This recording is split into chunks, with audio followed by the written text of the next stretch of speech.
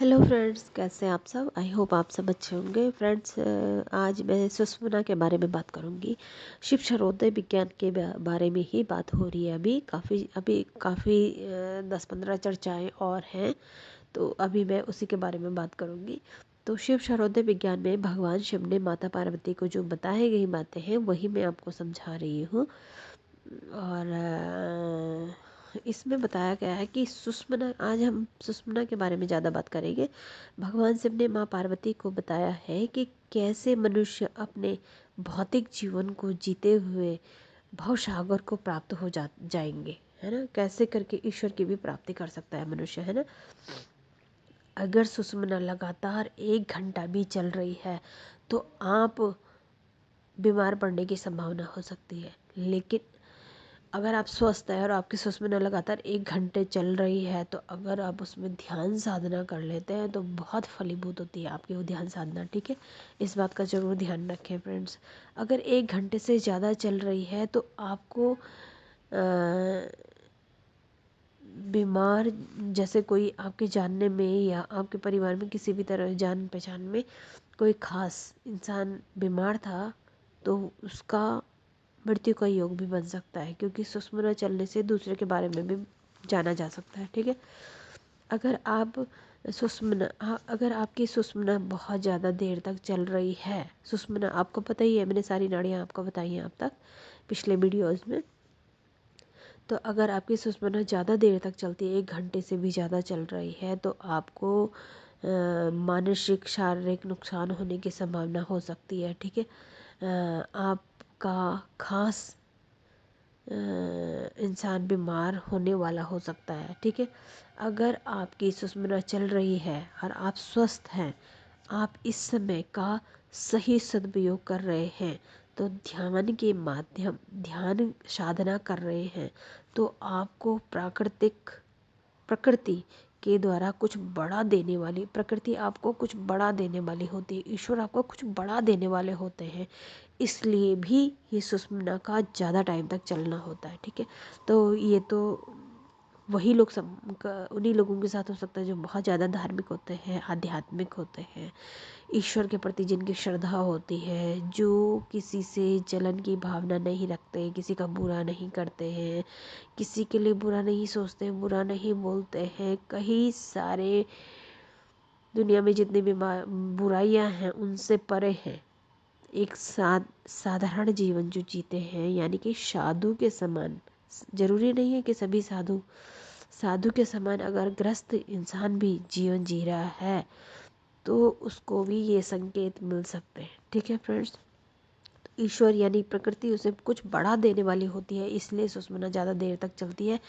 अगर वो सुषुम्ना के समय ध्यान साधना करता है तो इस बात का ज़रूर ध्यान रखें। ठीक है, अपने जीवन में कुछ भी अच्छा हो रहा है तो इच्छा रखी है। अगर आपने आपने पहले से, काफ़ी टाइम पहले से आपने बहुत अच्छी कोई इच्छा रखी है, अपने मन की मनोकामना आपके कोई हो सकती है, तो आप इस समय उसको भी पा सकते हैं, वो भी आपकी पूरी हो सकती है। अगर आप स्वस्थ हैं, आपकी सुषुम्ना नाड़ी ज़्यादा चल रही है, ज़्यादा देर तक चल रही है, और आपकी सुषुम्ना चल रही है और आप उस वक्त ध्यान साधना पूजा पाठ करते हैं, तो आपको बहुत सारे बेनिफिट हो सकते हैं। आपकी कोई मनोकामना पूरी हो सकती है, आपका कोई प्रकृति आपको कुछ बढ़ा देने वाली होती है, ये संकेत होते हैं। ठीक है, सूर्य उदय के समय चंद्र नाड़ी चलेगी तो अनेक तरह की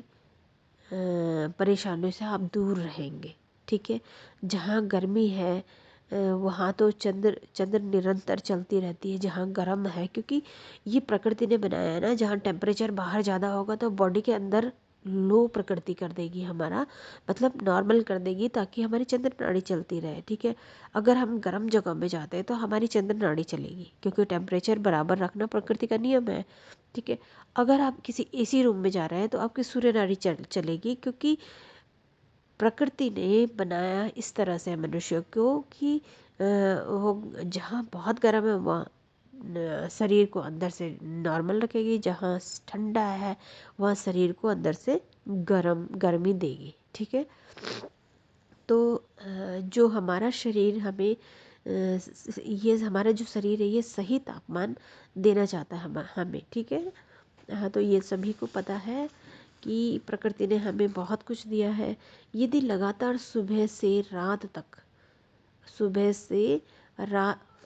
सुबह से रात तक और रात से सुबह तक चंद्र स्वर चल रहा है तो आपको लंग्स संबंधी बीमारी हो सकती है। इसलिए कभी ऐसा ना लेटे कि आपका चंद्र स्वर चले। रात को खाना खाने के बाद आप जब सोने जाते हैं तो इस तरह से, मैंने पहले बताया कि किस तरह से लेटने से कौन सा स्वर चलता है, ठीक है, पिछले वीडियोस में। तो आप इस तरह से लेटे कि आपका सूर्य स्वर चले रात को, ठीक है। लगातार चंद्र स्वर चलना भी ठीक नहीं है, चाहे लगातार सूर्य स्वर चलना भी ठीक नहीं है, ठीक है। तो आप लेफ्ट हैंड की तरफ रात को लेटेंगे तो आपका राइट नोस्ट्रल चलेगी, यानी कि सूर्य नाड़ी चलेगी रात को, जो चलनी चाहिए, ठीक है। अगर 3 दिन तक लगातार एक चंद्र स्वर ही चलता है, लंग्स की प्रॉब्लम होती है, बुखार आता है, कैंसर, बहुत सारी बीमारी जो भी मतलब बोलने की भी इच्छा नहीं है उन बीमारियों को, वो सब बीमारियां होने की संभावना हो जाती है। इसलिए अपना सूर्य स्वर भी चलने देना चाहिए, गलत ना लेटें कभी भी, ठीक है। तो इस चीज़ का आप ज़रूर ध्यान रखें अपने जीवन में। और अपने बच्चों के भी, अगर छोटे हैं तो आप उनका ज़रूर ध्यान रखें। इस तरह से बड़े भी हैं, आपकी बात मानते हैं, तो आप ज़रूर इस तरह के काम करें, उनको भी बताएं और उनका जीवन सुखमय बनाएं, ठीक है। जैसी बीमारी के बारे में बताया, जैसे कि इन्फेक्शन वगैरह, इस तरह की भी बीमारी होने की संभावना ज़्यादा रहती है। शुक्ल पक्ष की प्रतिपदा, आपको पता ही है शुक्ल पक्ष की प्रतिपदा कौन सी होती है। शुक्ल पक्ष की प्रतिपदा द्वितीय और तृतीया में अगर सूर्य स्वर चल रहा है जबकि चंद्र चलना चाहिए, है ना, बताया था ना मैंने। तो शुक्ल पक्ष की प्रतिपदा द्वितीय और तृतीया को अगर सूर्य स्वर चल रहा है,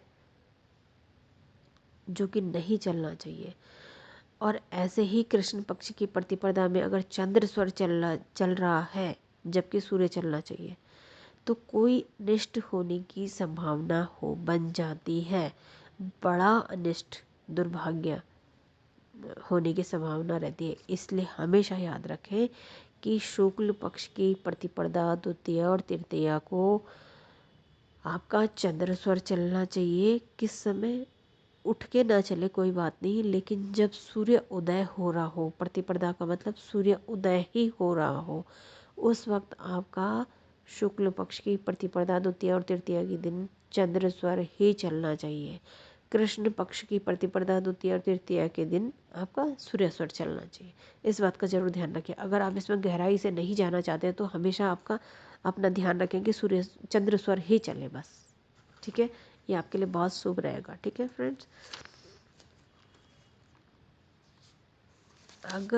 अगर सुबह सूर्योदय के समय चंद्र स्वर 4 घड़ी लगातार चलता है तो आपको किसी तरह की प्रॉब्लम होने की संभावना रहती है, ठीक है।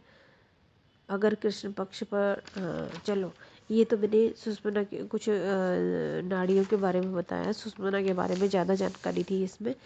तो आपको ये ध्यान, सुषुम्ना स्वर का मतलब क्या होता है, कुंडलिनी से मतलब होता है उसका। कुंडलिनी जागृत तभी होती है जब सुषुम्ना चलती है, यानी कि कुंडलिनी जागृत हो चुकी है आपके उस वक्त, क्योंकि आपके दोनों नोस्ट्रल से बराबर सांस चलती है जो कि कुंडलिनी को जागृत करती है। योग का परम लक्ष्य 60 चक्रों का भेदन कर कुंडलिनी का सहस्रार में शिव से मिलन है, ठीक है। शिव भोलेनाथ से मिलन है जब कुंडलिनी का जागरण हो जाता है। तो यह कार्य अत्यंत कठिन होता है और बरसों के अभ्यास से सिद्ध हो पाता है। परंतु स्वर योगी, अगर आप स्वर विज्ञान में अपना गहरा अध्ययन करना चाहते हैं, गहरा अध्ययन कर लेते हैं, तो स्वर साधकों को ना, स्वर योगी को साधक के लिए बहुत कठिन नहीं होता है। इस योग का वर्णन करना भी प्रसंगवश आवश्यक समझा गया है, ठीक है। वायु को एक नाड़ी से दूसरी नाड़ी में बदलना ही स्वर परिवर्तन कहलाता है। जब तक वह वायु वशीभूत नहीं होती है तब तक कोई भी योग साधन सफल नहीं हो सकता है। ठीक है, क्या बताया मैंने? वायु को एक ही नाड़ी से दूसरी नाड़ी में बदलना ही स्वर परिवर्तन है। ये तो मैंने आपको सिखाया हुआ ही है पीछे कि कैसे स्वर को चेंज करना होता है। जब तक वह वायु, मतलब वो जो स्वर चल रहा हमारा, वशीभूत नहीं होता, यानी कि आपके वश में नहीं होता है, जो आप सोचो, जब आप बहुत अच्छा स्वर साधना में बहुत गहरा अध्ययन कर लेते हैं तो आपकी सोच से ही आपकी स्वर चलने लगता है। आप सोचोगे राइट चले तो राइट चलने लगता है, आप सोचोगे लेफ्ट चले तो लेफ्ट चलने लगता है। इतनी अच्छी साधना करनी चाहिए इंसान को, ठीक है, इतना हो जाता है, ठीक है। तो तब तक कोई भी योग साधना